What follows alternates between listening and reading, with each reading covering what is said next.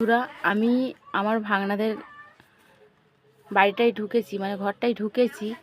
তো ওদের সেভাবে লাইট নাই, মানে আমাদের মতনই। তো লাইট থাকলে এই জিনিসগুলো যে কী মানে কী ধরনের যে সুন্দর লাগতো, তো তোমাদেরকে বোঝাতে পারবো না। তো বন্ধুরা, তোমাদেরকে একটু হলেও কাজ করে আমি দেখাচ্ছি। তো আমার ভাগনাবাবু হচ্ছে ফুটবল প্লেয়ার, ঠিক আছে, মানে ফুটবল গোলকিপার না কি বলে, গোলকি মানে গোল আটকায়। তো এত টপিক বাড়িটাই, তো তোমাদেরকে বলে বোঝাতে পারবো। তো দেখো বন্ধুরা, একটা পুরো মানে তাকে শুধু তার মেডেল আর প্রাইজ, ঠিক আছে। তো আমি দেখাতেই পারলাম না তোমাদেরকে।